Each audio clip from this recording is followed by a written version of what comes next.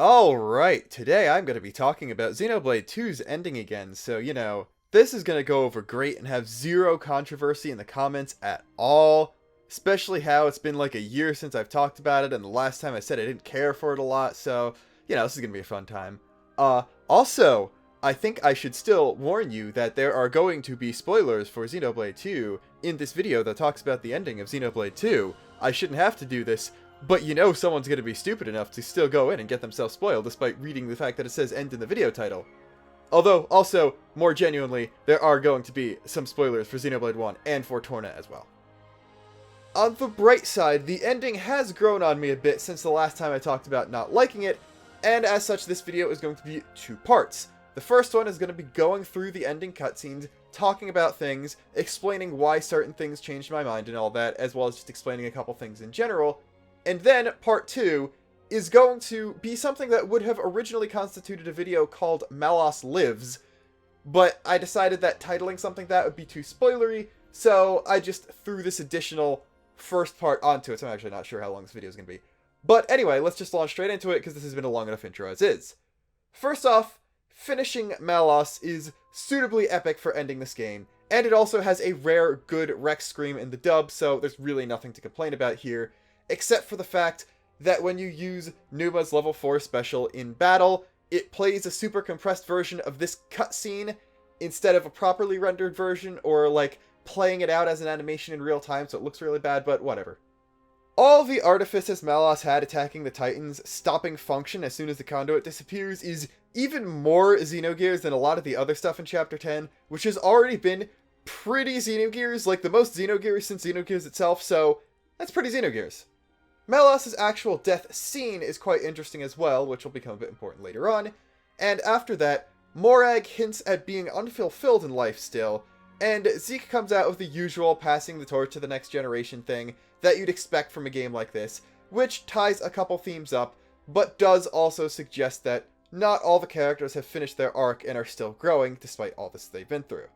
This doesn't mean that a sequel is coming or needed whatsoever, but I just think it's cool that not all the characters reached an end to their arc or finished growing or found exactly what they wanted in life just because they went on this journey. That seems a bit more realistic to me, and also Morag is a more minor character to the plot overall, so a lot of the main stuff didn't directly happen to her. She's the biggest observer out of all the characters, so I think this does make sense, and while yeah, she did fall off in importance a lot after Morardane stopped being directly involved in things, she does get plenty of lines in later game cutscenes and the ending, so I think she's still handled reasonably well and not disrespected as an actual character. I also don't think anyone had issues or disagreed with the fact that Conduit disappears means World Tree is falling. The idea that a lot of the pieces drifted out into space because of centrifugal force, that's a good physics too, so I approve of this all around. Also, Rex saying that, alright, 5 floors down, let's go to it to get our escape pod thing. That implies that there's a bit more dungeon crawl throughout the World Tree through areas we didn't directly see. That happens off-screen, which is also an extremely Xenogears thing to do. In the Poppy Numa Gramps scene, Gramps transforming back later in the cutscene is completely foreshadowed. She talks to him, she reveals that there are things she needs both of them to do, Poppy's is shown directly, Gramps' is heavily implied to be transforming. She even touches his core crystal. The Aegis has data for all life forms. It's the master core crystal. Gramps has a core crystal. She can reality warp. It makes sense that she has the ability to make him able to turn back into his adult form, and that he just didn't transform until he was needed to because it probably wasn't safe for him to be bigger around all the collapsing World Tree shrapnel and stuff. Alright, are you ready for the bridge scene? Because this is the one that the most people have problems with, besides Pyra and Mithra coming back at the end of the end. There are quite a few things to talk about here. First off, yes, I do agree that it sucks that Rex doesn't immediately let Numa go. This obviously isn't an act of him not trusting her to be able to save them all and stuff. It's more of a not wanting to lose her thing. And while yeah, I think it would be a powerful moment for him to just accept it and stuff, and be cool for his development, I just don't think it would fit his character even at the end of the game to not try everything else he can first. This entire scene is framed as another lesson for Rex though, not a culmination of anything he's gone through. And he still hasn't grown up entirely. He is still 15, he is still the youngest Xeno protagonist by 3 years, so it does make sense in the maturity department. And he does still let go of his own volition after some convincing. Rather than needing to be physically dragged out, he does eventually give up on trying to save her here. And there also is a bit of mini foreshadowing when he says, yeah, you'll come back and everything will be fine like that. That's how things work and stuff. That accent was completely different than it was before, which wasn't correct either. So it kind of mini foreshadows them actually coming back, which I thought was kind of funny. And then lastly, the grappling hook thing does actually make sense, believe it or not. First off is the idea that Rex could have actually made his grappling hook shot over to where Numa was, because you could salvage off the top of Mor Ardain, and he clearly has a long enough tether to do that. Well, allow me to teach you a little bit of physics, because you clearly don't know it very well. The issue isn't that there wasn't enough rope to reach her, it's that the launcher couldn't shoot that rope far enough to get to where she was. Yes, he does have plenty of rope. It's obviously a bit of suspension of disbelief that he can carry that many miles of it on his arm and still move and fight in it, but it's probably some ultra light, ultra tough material that can easily be hand-waved. The thing that can't be hand-waved, though, is the strength of his spring launcher. We see him launch a few times to do various different things throughout the story. He accomplishes a bunch with it, and it's also part of Anchor Shot, where he basically entangles an enemy with it, and later from Vandom learns how to topple something with it. Every other time we see him launch it in cutscenes, it only goes like maybe 50 feet or whatever. I don't exactly know the scaling between Xenoblade 2 and actual distances because my whole measurement video is super outdated. But it's not very far, and that makes sense. Because when you're going down to salvage for things, you can rely on gravity and just use a winch or hand over hand to pull yourself back up, instead of, having to actually shoot a hook all the way down into the Cloud Sea. You see this because when you actually salvage, the time can change, and it cuts away from Rex going down to coming back up. So there's clearly a lot of time involved in doing this, and every other time we see him shoot something in a cutscene, it doesn't actually go very far.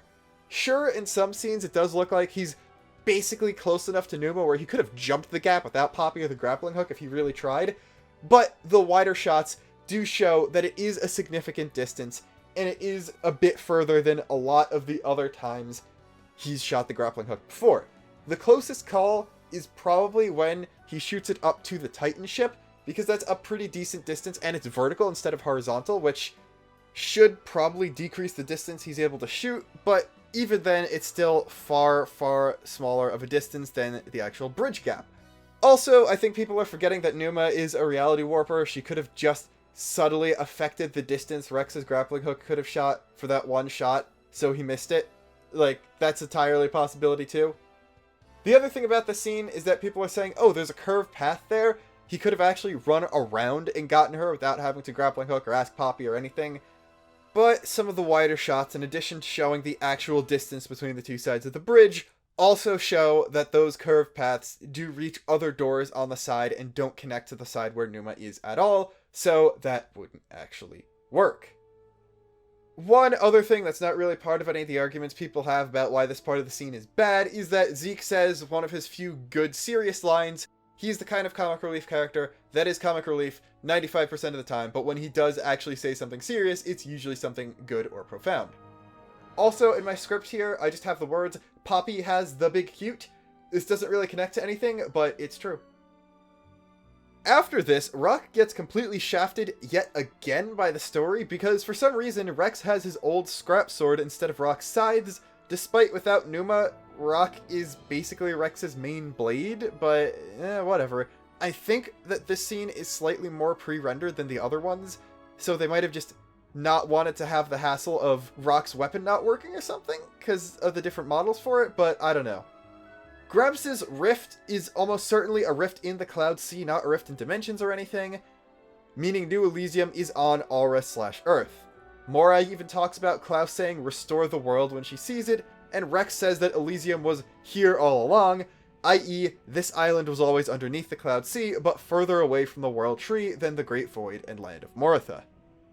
I've harped on it in the past, other people have harped on it in the past, but I do think Rex being able to reawaken the Aegis Crystal does make sense for the most part, and even Numa not coming back because that was the form that technically died, but the fact that both Pyra and Mithra returned is interesting and does lead into the Malos Lives part. TLDR though, I like the ending a lot more now than I did initially. It's not like a favorite or anything. I think Xenoblade 1's ending beats it, and I'm guessing similar endings like Xenogears' will top it in the future, but I don't outwardly hate it. It's just the weakest part of a phenomenal Chapter 10. Now, what do I mean by saying that Malos lives? I'm not the first one to mention it, but it's possible that Malos, or at least something of the Logos core, remains after he was defeated at the end of the game. I'm going to go through the ending again in order for possible evidence.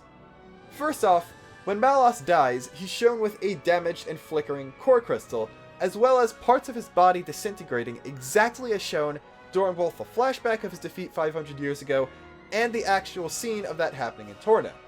His crystal does seem more damaged here though because it's flickering, which it never did before, and he disintegrates entirely into purple particles at the end, crystal and all, when it looks like it was just his body that vanished in the Torna scene and not the crystal. So, but those purple particles that remain in the air for a while are kind of important. He also has a strangely cordial conversation with Rex, saying it's been fun and musing on what-ifs, but he states that there is only one driver for him, Amalthus, somehow coming to peace with himself and his actions, seemingly finally accepting that his lot in life was basically determined the instant he was awakened, and I guess sort of accepting the fact that he wasn't really doing anything out of his own free will. He was either helping Jin or, in the end, basically acting as a final test to prove that Rex and friends had what it takes to take the fate of the world into their hands without people like Amalthus around. Another sort of passing the torch thing, but this time being the test to prove that the next generation was able to do things. He does still say that he wishes he met Rex sooner and done things and gone places with him. So, I don't know if that means like, oh, what if Rex was my driver instead or something, or if it was just, oh, what if Rex had met me earlier and had an influence on me either before Amalthus could have so much an impact on me or before I met Jin or something. Like, he would have been able to be turned over to good if something else had happened, but this is really interesting. And Morag also says that he's found a meaning to his life, which is kind of interesting since, again, she said that she couldn't find one for herself. And yeah, death, being able to look back on your life and finding purpose in it as you know you're gonna die is a thing that happens, but I don't know, that seems interesting at the very least. When getting back to Ion, Numa addresses it as though it were a person, which is weird because no one else does that, since it does seem to be a mindless machine that's controlled by the Trinity processor cores rather than having a mind of its own. She also says she hopes it'll help her, which is strange because it obeyed Malos with no hesitation whatsoever. So while yes, she's addressing Ion, she could be addressing some vestige of Malos that remains within it. When the control panel is shown, for a brief second, there is an icon of 3 Trinity processor cores with 2 of them lit up, which might mean that there are 2 of them powering it or having control over it at the time. The second one could also be Ontos, who is definitely still alive, but it's not even in this dimension at that time. And looking at the actual processor pedestal doesn't help though, because the Ion screen is a downward pointing triangle, the pedestal is upward pointing, and if you treat it as the pedestal upside down, that would make it Ontos in Logos, which is definitely wrong, so who actually knows? But it definitely points to Malos being the second core though, because he directly asks Numa what being alive was like a second later. Her response isn't voiced, but it does seem like she found a meaning to her life in death as he did. The other and last thing is also both Pyra and Mithra coming back. I could totally buy one of them returning, the one you named Numa after, on the basis that the core still had their data in it, that Rex is able to awaken Blades and had a strong bond with them, and that Klaus was trying to give a last gift, though that is of course implied to be the world being healed. It would make a bit more sense if the crystal was split between the 2 of them, like it was between Rex and them before, but both of them have complete crystals somehow. This much doesn't make much sense, but it's entirely possible that one of them inherited Logos' data, since despite Malos being dead and the conduit being gone, there might still be a need for all 3 cores to exist. Malos and his personality may or may not still be around, but it's possible that the logo-specific data was given to and inherited by either Pyra or Mithra following their reawakening, while the other one of the pair has the Pneuma data. It is possible that his personality is there, just repressed too, since Alvis showed in the first game that it's possible for Trinity Core to reconstruct someone's personality from memories, which means that Klaus likely could have done it as well, and he's just lying dormant or inactive or whatever, only to be reawakened if needed to actually power the Logos Core. If the theory that I and others have that Shulk ended up on Allrest after the game ended, that would mean that the full Trinity processor is actually around again, should the conduit ever resurface. And this is even more conjecture than before, but I have this vision of, in a future Xeno game, this could be the mythical one where they somehow get all the IPs back and are able to do a final game that ties up Perfect Works and goes through all the universes resolving things and stuff, or it could just be a future game that goes into the Xenoblade 1-2 combined universe or takes place in the future of it. But I'm just picturing the Conduit comes back somehow. It could be called the Conduit, it could be called the Zohar in this game, whatever. They're actually the exact same thing, so shut up. But the Trinity processor is needed for something. Whether or not they need to rebuild Ion and use it for something, or they need to travel dimensions. Maybe the hero came in from another Xeno universe, bringing the Zohar back with him, but doesn't know how to go back on his own, and is seeking out this universe's version of the Contact to help, finding that the Trinity processor is his best bet. But wait, we have Ontos, because Shulk can still talk to Alvis. We have Pneuma here, because Pyra and Mithra are there, and with the Zohar being back, they can refuse. But wait, one of the cores is turning purple. Oh god, now we have to do something. Yeah, there's the Logos data, but there's no Malos anymore, because he's dead. So the protagonist needs to take the Logos data for himself. But in order to do that, he needs to somehow interface with the core and fight a memory of Malos to, like, further prove that the world can exist without it. I don't know. I'm totally spitballing, but I'm just having the idea of that and how it would be a very interesting and very fan-servicey set piece to do this in a game, like, 15 years down the road as fan service for people who grew up with Xenoblade 2 and are getting into Xeno games after that. I don't know. I just think that would be cool. And I also think that this is Luxon signing off, because yeah, this got really wacky, off-the-wall conjecture for a future game that doesn't exist really fast. Bye.